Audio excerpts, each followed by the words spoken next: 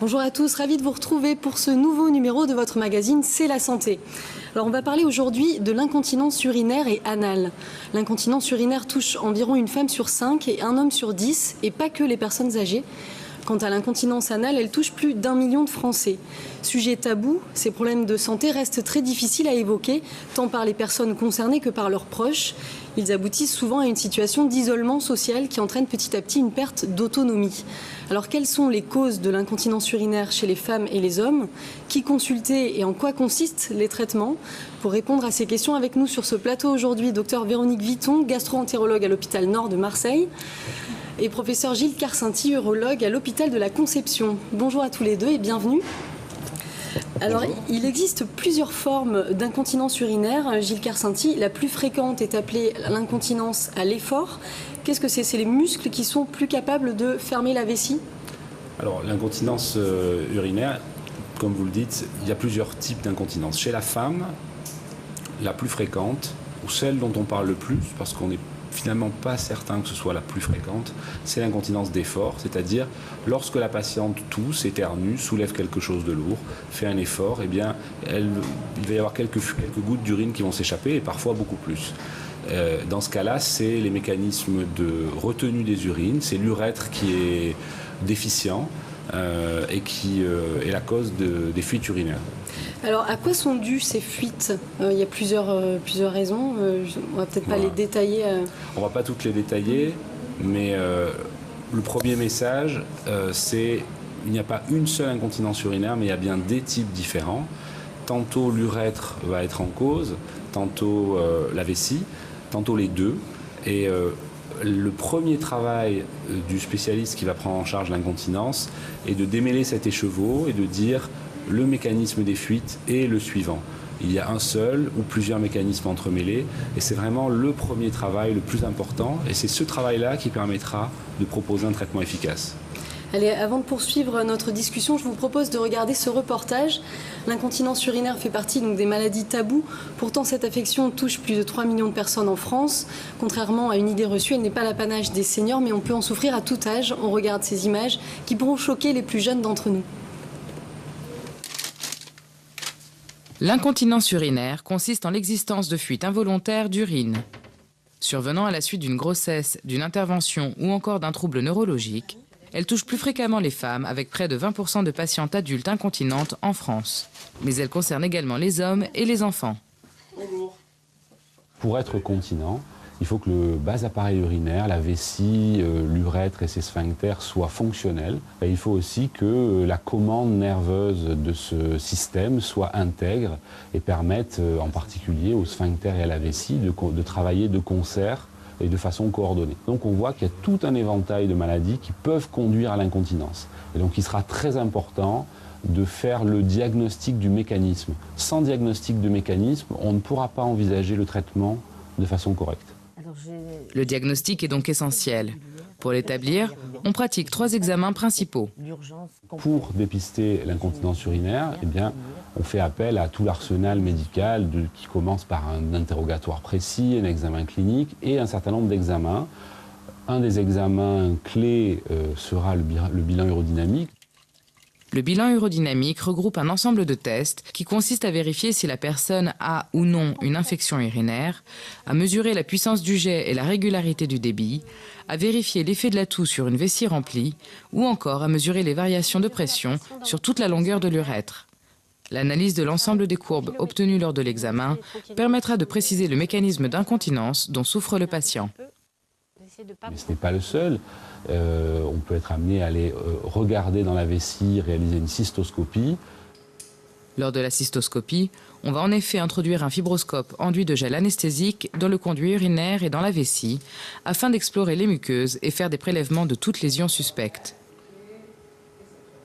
Bien souvent, à l'occasion de ces 2 examens, il n'est pas rare qu'on complète notre examen clinique en réalisant des tests pour mettre le patient dans les situations qui génèrent les fuites. Ça va nous permettre d'avoir la certitude qu'on a bien isolé le bon mécanisme. Dans certains cas plus rares, on peut être amené à demander des examens morphologiques un peu plus complexes, mais c'est relativement rare et l'examen clinique, la cystoscopie et l'urodynamique sont vraiment les temps clés du diagnostic d'une incontinence. Là, vous avez envie de faire pipi ? Ces examens sont essentiels pour décider du traitement et rendre la prise en charge efficace. Nous allons avoir des traitements qui vont viser les problèmes de vessie qui génèrent l'incontinence, les problèmes d'urètre qui génèrent l'incontinence. Véritable question de santé publique, l'incontinence urinaire constitue encore un tabou pour les patients qui souvent n'osent pas en parler. Il est indispensable de surmonter cette gêne car des solutions existent pour remédier à l'incontinence urinaire. N'hésitez pas à consulter les professionnels de santé qui sauront vous orienter. Véronique Vitton, beaucoup de patients souffrent à la fois d'incontinence urinaire et d'incontinence anale. Alors qu'est-ce que l'incontinence anale ? Alors, l'incontinence anale, c'est l'absence de contrôle des gaz et des matières, le plus souvent des matières liquides. C'est également fréquent, on a parlé de tabou avec Gilles Carsanti, l'incontinence anale est beaucoup plus tabou. Les gens arrivent parfois à parler d'incontinence urinaire. L'incontinence anale, c'est très difficile. Ça touche quand même 1 million de personnes en France, au moins.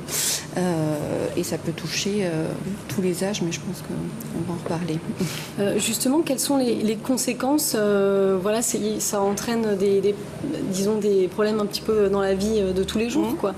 Oui, comme vous l'avez dit tout à l'heure en introduction, les gens vont s'isoler, se désociabiliser. Ça a un retentissement évidemment dans la vie quotidienne de couple, parce que c'est difficile de vivre avec quelqu'un quand on a ce genre de problème. C'est un retentissement dans la vie professionnelle aussi. Les gens s'arrêtent de travailler parce que y a des odeurs désagréables, parce qu'on n'ose pas en parler, on n'a pas consulté, donc on subit les conséquences de ce handicap, parce que c'est un véritable handicap. Et puisqu'on a parlé d'incontinence urinaire, je crois que les chiffres d'association, puisqu'on peut avoir les deux troubles, c'est à peu près 30% des patients qui ont à la fois une incontinence urinaire et anale. C'est une maladie, en ce qui concerne l'incontinence urinaire, qui reste tabou également, Gilles Carsanti. Les personnes ont toujours du mal à en parler. Oui, tout à fait. Si on en parle plus, ça reste tabou. L'autre point, c'est également que c'est associé à une idée de fatalité et de déchéance, et que même si les gens en parlent, ils en parlent tard et ils en parlent en n'attendant pas finalement d'aide, alors qu'on n'a jamais eu un arsenal thérapeutique aussi riche et aussi efficace.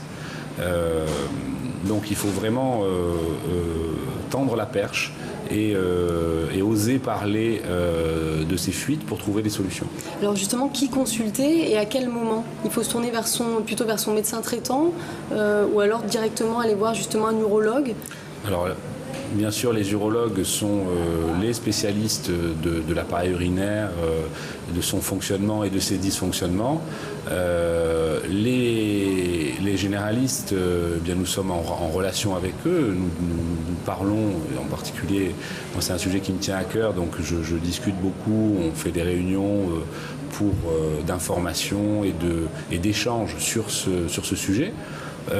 Donc en parler à son généraliste et demander à voir un urologue ou aller consulter un urologue, mais ne pas rester avec ces fuites, quelle que soit leur importance. À partir du moment où elles apparaissent, il faut consulter.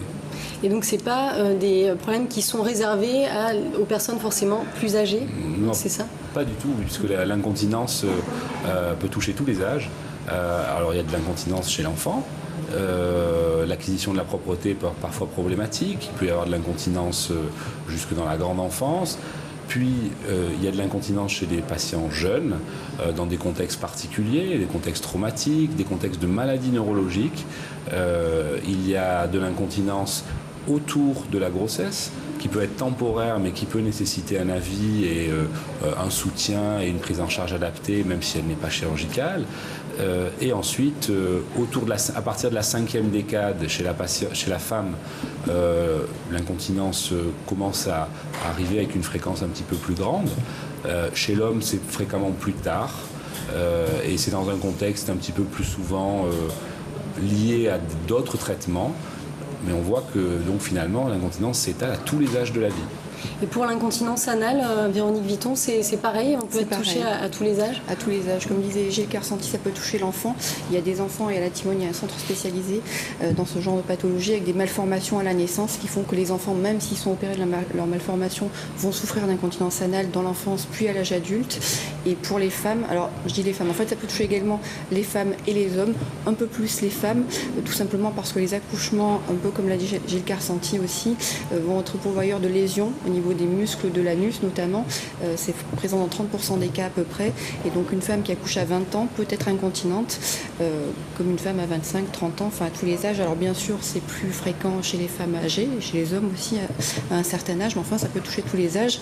Et c'est d'autant plus tabou qu'on est jeune parce qu'on n'ose pas en parler. Et voilà. Donc c'était méconnu aussi parce que ça paraît quand même un chiffre assez important.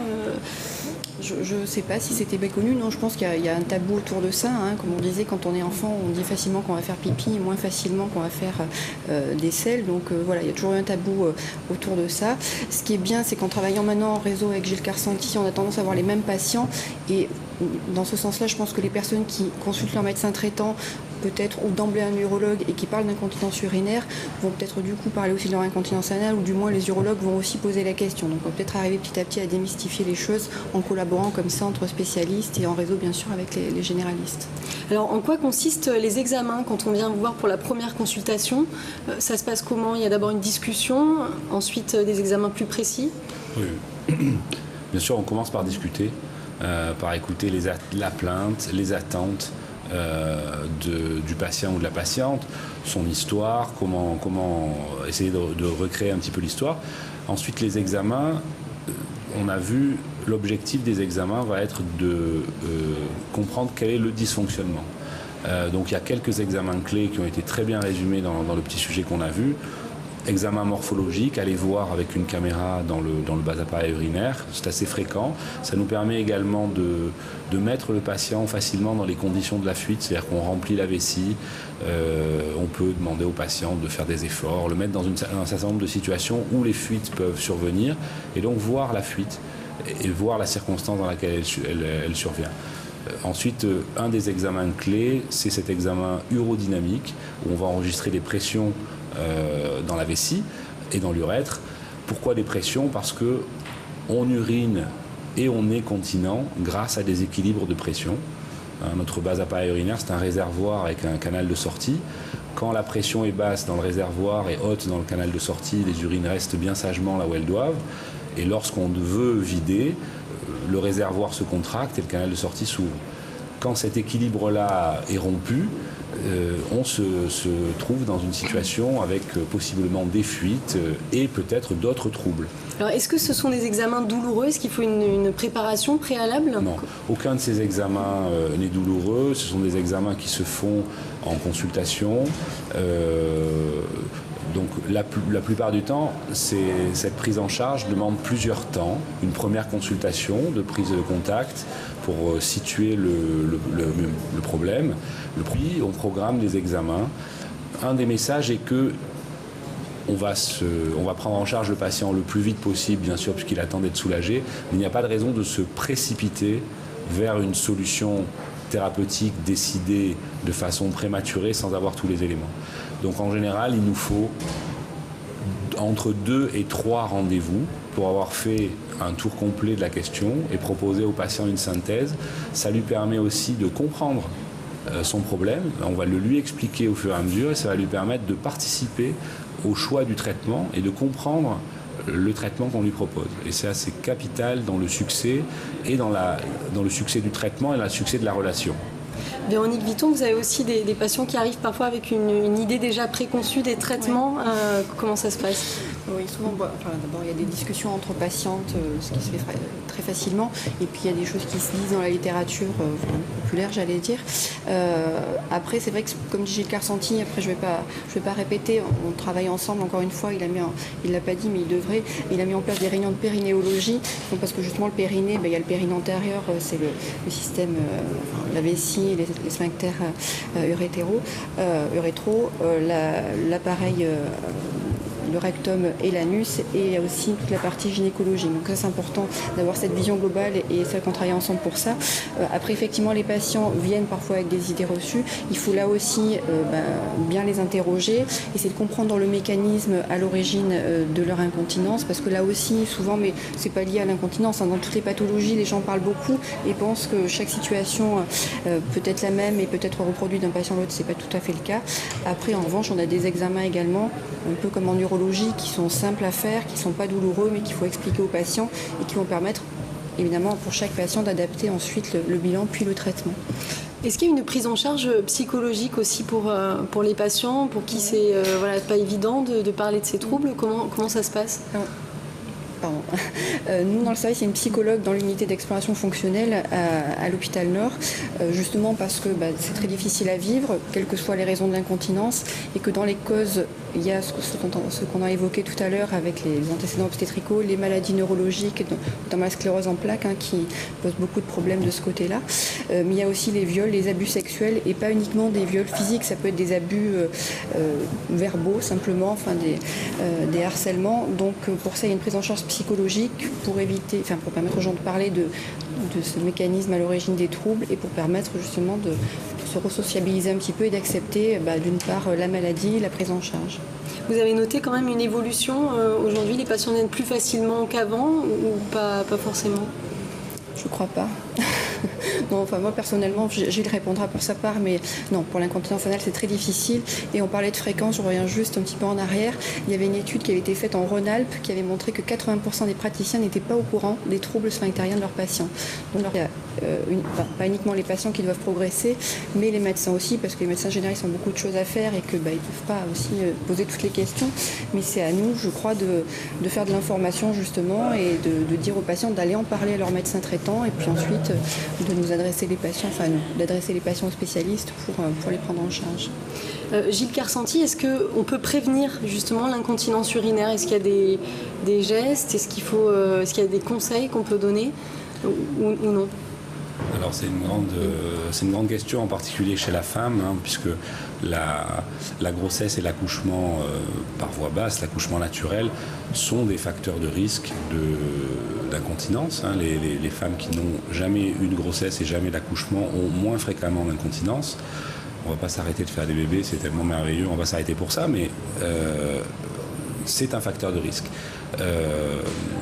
Est-ce qu'il y a des méthodes pour le prévenir? On sait que la rééducation des muscles du périnée améliore l'incontinence dans la période après la grossesse. Une patiente qui a de l'incontinence en postpartum, après la grossesse, va être améliorée, va récupérer une continence et un confort pelvipérinéal plus rapide qu'une patiente qui n'est pas rééduquée.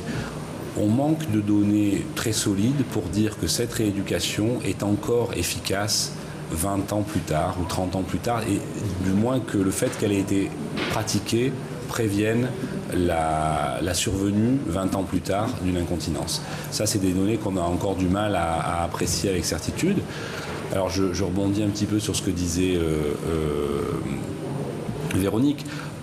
Nous, du côté psychologique, une des qualités qu'on essaye de développer dans la prise en charge, c'est une prise en charge en plusieurs temps, une prise en charge qui est certes un peu longue, mais qui va permettre de parler, qui va permettre de voir plusieurs praticiens et de voir ne pas voir que des médecins, donc va voir un kiné spécialisé, un infirmier spécialisé qui voit beaucoup de patients comme ça, et ça permet de libérer la parole, et ça a un rôle rassurant qui est majeur. Et dernier point sur la prise en charge, c'est vrai qu'on a parlé de réseau sans préciser. L'idée du réseau, c'est de faire un travail multi et transdisciplinaire. C'est-à-dire que moi, j'ai beaucoup de choses à apprendre de Véronique. Véronique a peut-être quelques petites choses à apprendre de moi. On apprend également au contact de nos collègues gynécologues, au contact de nos collègues chirurgiens digestifs. Et donc, on a mis en place, avec Véronique, avec Aubert Agostini, une réunion qui est bimensuelle où tous nos dossiers de patients incontinents et à troubles de la statique pelvienne sont discutés, et on va prendre l'avis de nos collègues pour essayer de proposer des prises en charge optimales.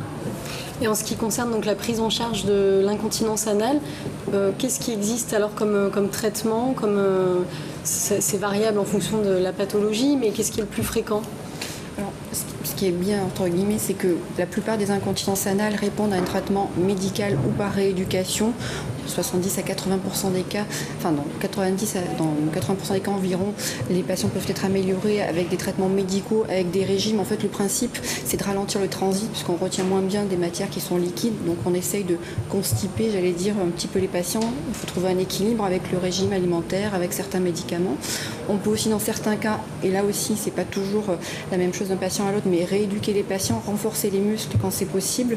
Après, ça dépend du mécanisme, forcément, de l'incontinence. Ça, c'est le traitement médical globalement. Après, il y a d'autres méthodes. Il y a des méthodes de stimulation électrique maintenant qui sont en cours d'évaluation, qui sont des stimulations externes qui peuvent aider les patients. Et puis, finalement, dans 20% des cas, on peut avoir recours à des traitements chirurgicaux. Il y a un traitement qui commence à être bien connu, qui est aussi qui existe en urologie. Enfin, les urologues ont été précurseurs. C'est la neuromodulation. Je pense que Gilles en parlera, qui est un peu, enfin, on appelle ça classiquement le pacemaker de l'incontinence, qui marche bien, qui donne de très bons résultats. Ça reste une intervention chirurgicale, mais qui n'est pas très invasive. Et puis après, il y a d'autres techniques chirurgicales, de sphincter artificiel ou autres. Enfin, on en arrive rarement là. Heureusement, on arrive quand même à améliorer les patients. Et c'est pour ça, encore une fois, on insiste. C'est tabou, il faut en parler parce qu'il y a vraiment des moyens d'améliorer les gens et de leur rendre service. Oui, la neuromodulation, en fait, c'est quoi? C'est des petits boîtiers qui vont être insérés. Ça se passe comment? Alors, ça ressemble à un pacemaker. Donc c'était bien de le comparer au pacemaker. C'est bien le pacemaker de la vessie, le pacemaker du pelvis. Ça consiste à installer une petite électrode à proximité de nerfs qui commandent et reçoivent les informations qui viennent des organes pelviens. Et on s'est rendu compte qu'en appliquant de faibles courants électriques à proximité de ces nerfs, on arrivait à calmer un certain nombre de symptômes. C'est une approche qui a beaucoup d'avantages parce qu'elle est peu agressive, on ne casse rien, on ne détruit rien. Et on a des résultats tout à fait spectaculaires. Alors, encore une fois, dans certains types d'incontinence. Donc là, pour ce qui est de l'incontinence urinaire, on a à l'heure actuelle un arsenal vraiment riche avec des traitements pour l'incontinence d'effort. Et je devrais dire les incontinences d'effort, parce que plus on les connaît, les incontinences, plus on les classifie en sous-types et on a un regard un peu plus subtil et un peu plus fin, ce qui nous permet de choisir un traitement vraiment adapté presque par patient. Et on a 4 ou 5 niveaux de traitement pour l'incontinence d'origine urétrale et 2, 3 ou 4 niveaux de traitement pour l'incontinence d'origine vésicale. Et il nous arrive de mixer les deux approches. Donc pour l'urètre, on a beaucoup parlé des bandelettes sous l'urètre pour l'incontinence de la femme. On a maintenant des bandelettes pour l'incontinence de l'homme aussi. Les sphincters artificiels en urologie ont fait leurs preuves dans les formes les plus graves. On a bientôt 20 ans de recul sur ce matériel avec des résultats spectaculaires dans les formes graves. Des traitements maintenant de moins en moins agressifs, de plus en plus mini-invasifs, endoscopiques. Donc pour les incontinences urétrales et d'effort, vraiment un arsenal très riche. Pour l'incontinence d'origine vésicale, bien, on a parlé de la neuromodulation. On entend aussi pas mal parler de la toxine botulique, qui a une application là en particulier dans les vessies neurologiques, qui est dans ce domaine des vessies neurologiques une vraie révolution thérapeutique pour les patients souffrant de sclérose en plaques, les blessés médulaires. Il y a un avant et après toxine botulique. Ça peut prendre combien de temps justement de traiter ces troubles? Ça peut aller ça prend quelques mois, quelques jours? Peut-être quelques mois à faire. Après, on a des petits moyens pour améliorer rapidement les gens. Encore une fois, ça dépend de la sévérité des symptômes. Pour les traitements médicaux, ça peut se faire en 1 à 2 mois. On peut ressentir une amélioration assez rapidement avec des petits conseils au quotidien. Enfin bon, il faut écouter les gens, les revoir, être à l'écoute et ça c'est une évidence. Après, pour les traitements plus lourds, entre guillemets, comme la neuromodulation, Gilles en parlera mieux parce qu'il est chirurgien. Il y a une période de test. D'abord, il faut avoir passé certaines étapes en France parce que cette technique est remboursée. Il y a aussi des conditions pour la mettre en place. Il faut d'abord un échec des méthodes médicales, de la rééducation. Et puis quand on indique la neuromodulation, là ça peut prendre effectivement peut-être 2 à 3 mois. Il y a une période de test pour savoir si cette technique va être efficace, qui dure 3 semaines en général. Puis après, on implante ou pas définitivement l'électrode. Donc vous allez dire oui, ça prend quand même quelques mois. En ce qui concerne les facteurs de risque, donc là pour l'incontinence urinaire, qu'est-ce qu'il y a? Il y a le tabac qui peut accentuer. Est-ce qu'il y a des choses? Pour l'incontinence urinaire, le facteur de risque principal modifiable, c'est la surcharge pondérale, c'est l'obésité. On a maintenant des preuves très claires que l'obésité aggrave toutes les formes d'incontinence et surtout que la perte de poids, qu'elle soit obtenue par le régime ou même par la chirurgie dans les obésités importantes, améliore à elle seule, guérit à elle seule une part très importante des incontinences. Donc vraiment, s'il y a un facteur de risque sur lequel on peut agir et qui est très clair, c'est celui-là. C'est le principal sur lequel on peut agir facilement. Et en ce qui concerne l'incontinence anale, j'avais lu que les sports de haut niveau pouvaient éventuellement favoriser justement une incontinence anale, c'est vrai ? Alors oui, enfin il y a un papier effectivement qui vient de l'équipe de l'hôpital Nord, donc c'est bien, ça me fait plaisir que vous le citiez, qui a montré qu'effectivement le sport à haut niveau, enfin nous dans cette étude-là en l'occurrence c'était 8 heures de sport par semaine, on avait considéré que c'était du haut niveau. Effectivement, dans ce groupe de patientes, il y avait 200 patientes qui avaient plus d'incontinence anale que les autres. Alors c'était une incontinence au gaz certes, mais enfin c'est déjà gênant, surtout que c'était dans un groupe de population, enfin de femmes jeunes qui d'habitude n'ont pas du tout d'incontinence. Elles avaient 15% d'incontinence anale contre 5% dans le groupe témoin, ce qui est important. Après, dans les facteurs de risque, on l'a dit, c'est les lésions obstétricales, essentiellement les maladies neurologiques et les cancers aussi. On voit souvent des patientes qui ont été irradiées pour des cancers de l'utérus, qui ont une curithérapie, ou des hommes qui ont été traités pour cancer de la prostate, qui ont une incontinence et qui viennent en vous disant voilà, j'ai été guérie certes, mais ce qui me gêne actuellement c'est ça, et on s'en fiche un petit peu parce qu'on considère que je suis guérie de mon cancer. Donc le cancer c'est très grave, il faut le traiter. Il y a aussi des conséquences et il ne faut pas abandonner les patients à ce moment-là, surtout pas. C'est une situation qu'on connaît aussi en neurologie. Je vous remercie, on est sur la fin de l'émission. Merci à vous d'être venus, merci à vous de nous avoir suivis. On se retrouve la semaine prochaine pour un nouveau C'est la santé. Très bonne journée à tous.